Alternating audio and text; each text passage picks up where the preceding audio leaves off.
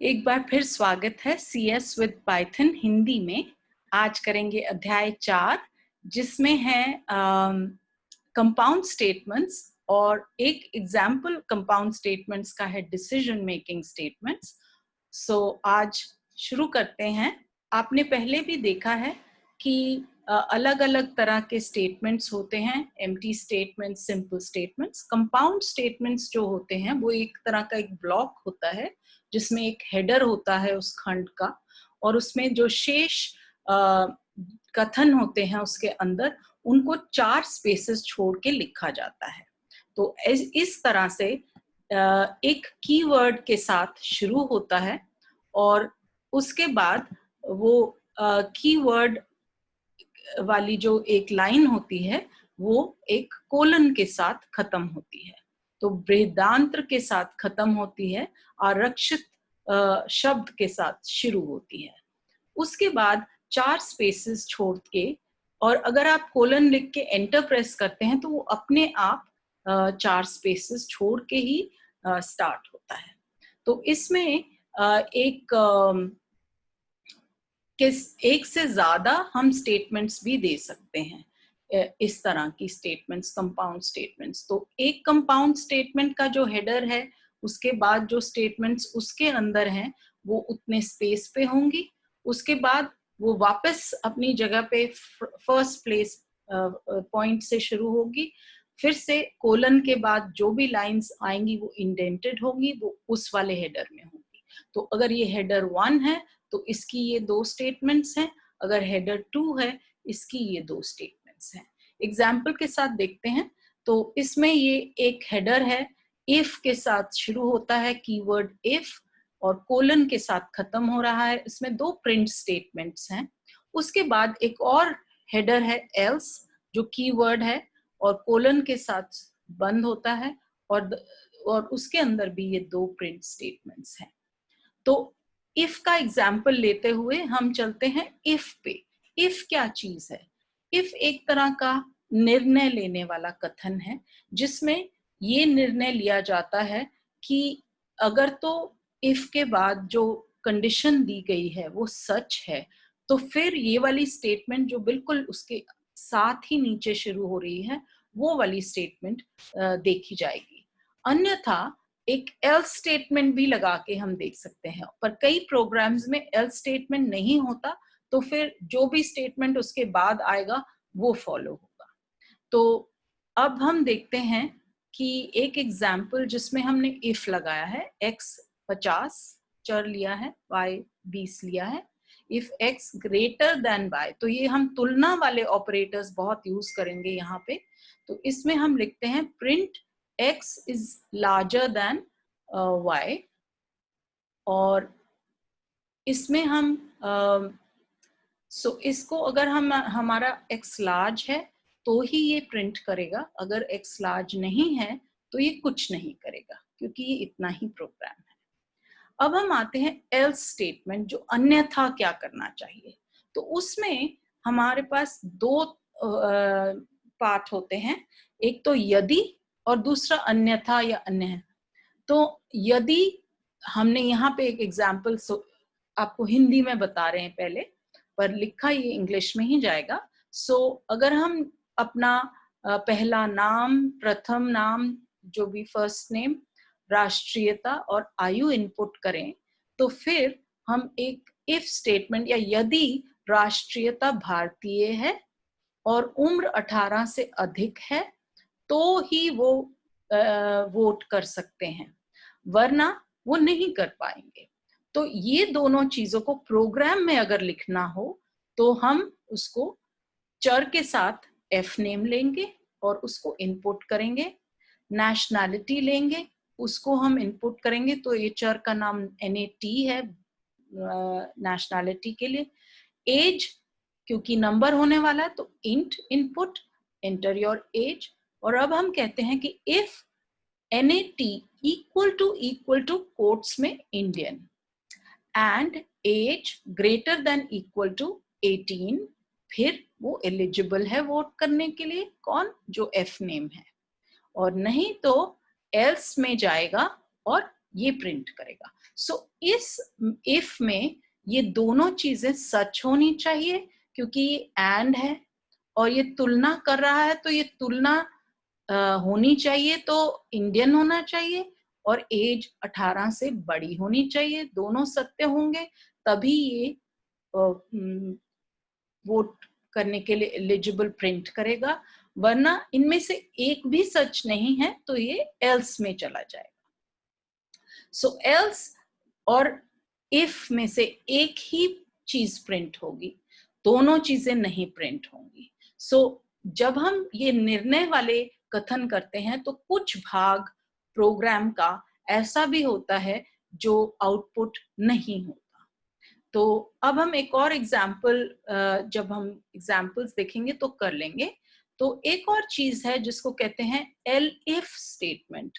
तो क्या हो सकता है कि हमारे पास एक इफ स्टेटमेंट है जिसमें हमने एक कंडीशन चेक करी, अगर वो सत्य नहीं है तो वो नेक्स्ट या तो अन्यथा पे चली जाएगी, पर हम एक और काम कर सकते हैं, हम एल इफ लगा सकते हैं और कोई और कंडीशन भी चेक कर सकते हैं।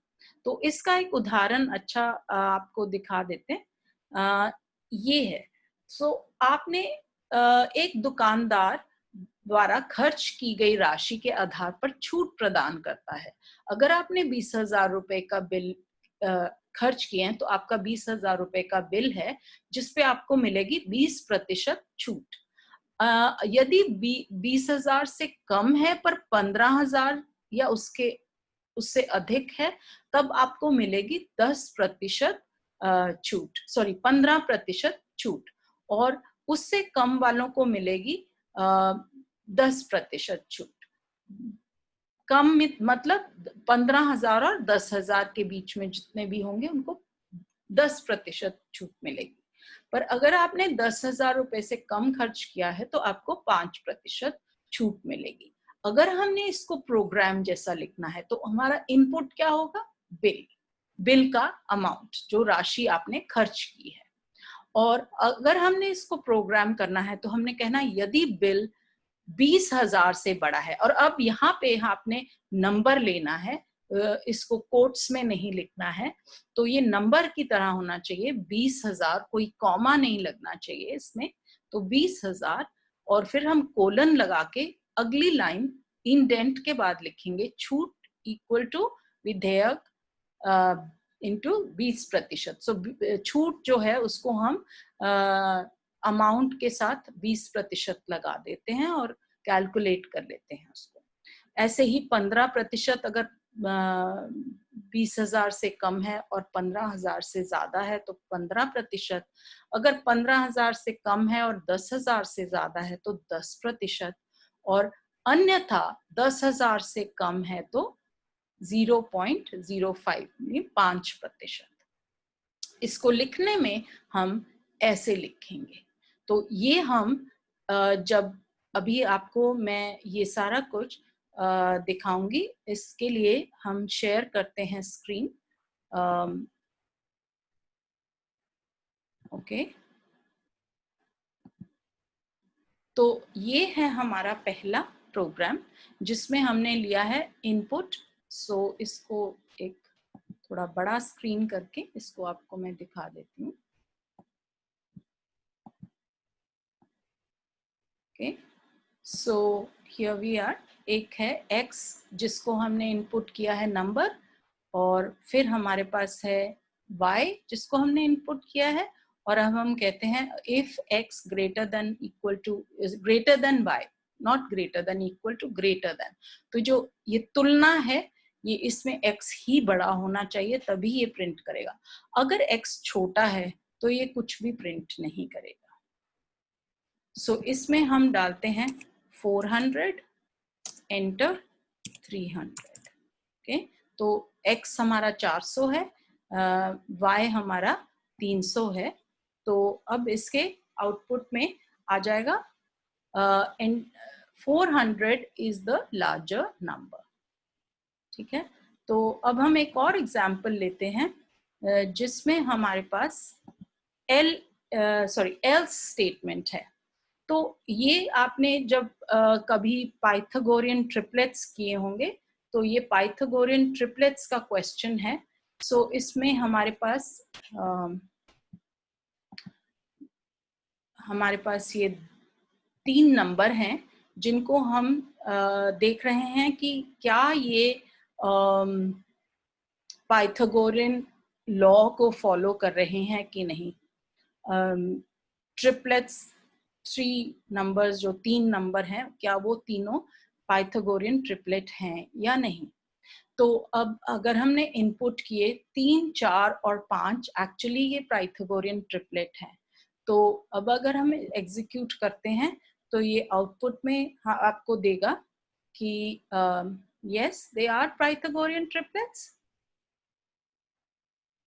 Yes, so 3, 4, 5 are Pythagorean triplets. तो अगर हम इस प्रोग्राम को देखें तो इसमें हमारे पास एक इफ बहुत लंबी सी स्टेटमेंट है जिसमें हमारे पास ये लिखा है कि x रेज टू पावर 2, तो x का जो घातांक 2 किसके बराबर होना चाहिए, y raise to power 2, like y का 2 घातांक प्लस z के 2 घातांक के बराबर होना चाहिए। या और हमने यूज किया है या, क्योंकि इनमें से एक भी अगर सच है तो ये पाइथागोरियन नंबर है। तो हमने एंड नहीं यूज करना, यहाँ और यूज करना है, क्योंकि हम इसमें से एक को भी सत्य अगर मान ले तो वो इफ स्टेटमेंट हमारी ठीक है।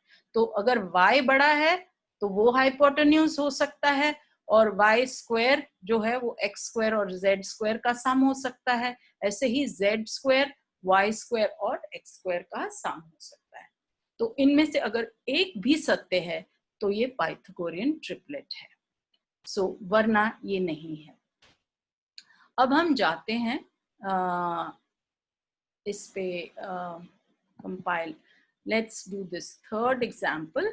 इस एग्जाम्पल में हमारे पास एल इफ स्टेटमेंट है।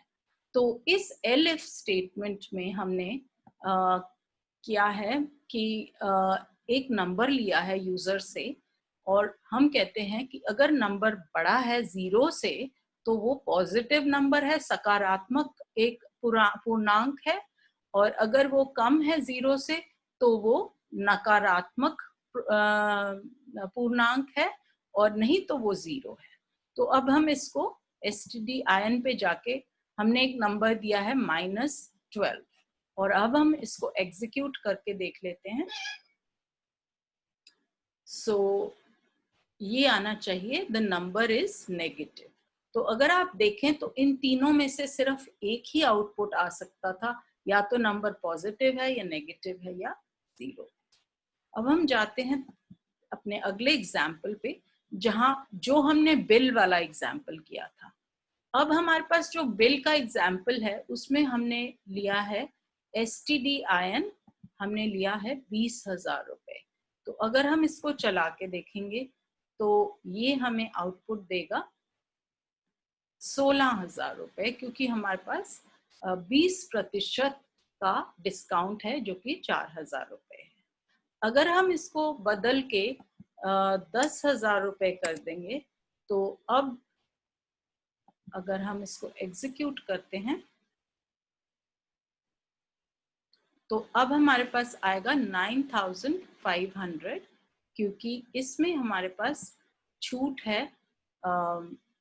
ये क्योंकि ये 10,000 के बराबर नहीं है, ये बड़ा होना चाहिए 10,000 से, तो इसलिए अगर ये कम है तो इसमें ये वाला लगेगा आपका बिल। सॉरी,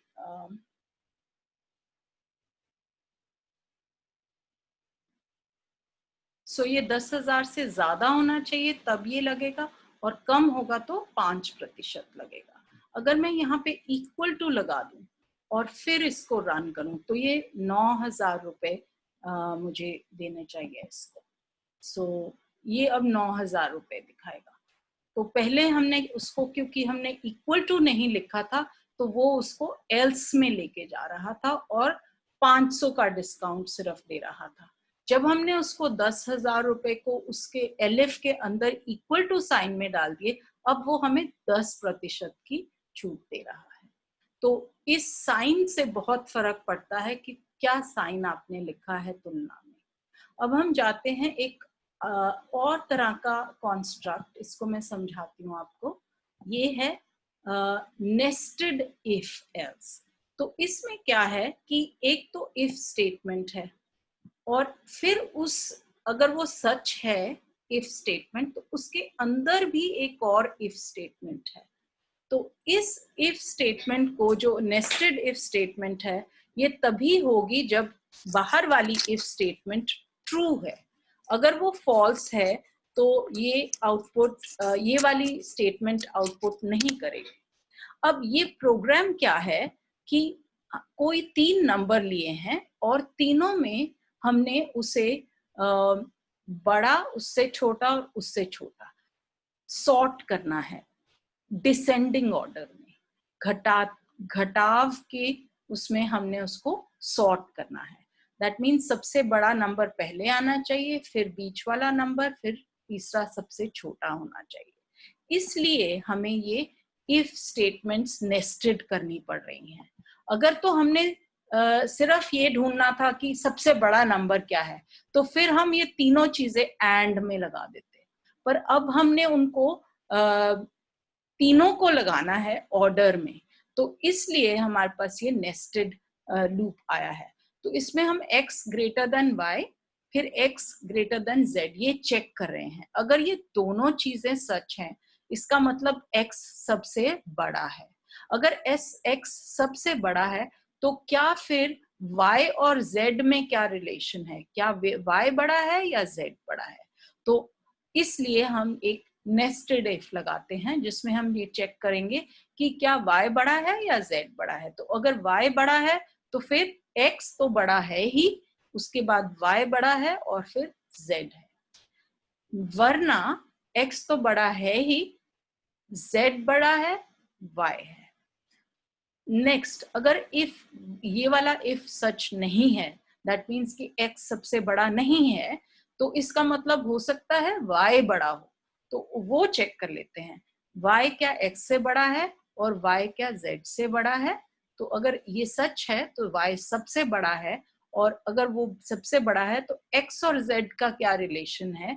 और अगर x बड़ा है तो y बड़ा सबसे तो था ही, अब x बड़ा है उससे z से। सो वरना y बड़ा है ही, z बड़ा है और x बड़ा है। सो ये अलग अलग सारी स्टेटमेंट्स का, क्योंकि इसके जो ऑर्डर है वो 6 डिफरेंट वेज में हो सकता है, क्योंकि ये जो आप कर रहे हैं इसमें 6 डिफरेंट सेटिंग्स हो सकती हैं। तो वो उन 6 सेटिंग्स को हमने देखना है कि उनमें से कौन सी सच होगी, उसके लिए हमने ये प्रोग्राम बनाया है। अच्छा, अगर ये दोनों सच नहीं है, इफ और एलिफ, तो फिर वो एल्स में चला जाएगा। जब वो एल्स में जा रहा है, इसका मतलब ना तो x सबसे बड़ा है ना तो y सबसे बड़ा है, तो इसका मतलब z सबसे बड़ा है। और अगर z सबसे बड़ा है तो x एंड y का क्या रिलेशन है, क्या x बड़ा है या, तो x अगर बड़ा है तो z x y, अगर y बड़ा है तो z y x। सो आज का हमारा प्रोग्राम ये इधर ही खत्म हो रहा है। सो आपके लिए मैंने ये सारे एग्जाम्पल्स की अब लिंक डालने शुरू कर दिए हैं, ताकि आप उन लिंक्स पे भी जा सकें। अगर आपको कोई प्रॉब्लम होगी तो आप मुझे बता सकते हैं, एंड अपने कोई कमेंट्स देने हैं या फीडबैक देना है तो वो भी दे सकते हैं। सो इसका सेकंड पार्ट है चैप्टर का, वो है लूप्स के बारे में, उसके बारे में बात करेंगे नेक्स्ट टाइम। बाय।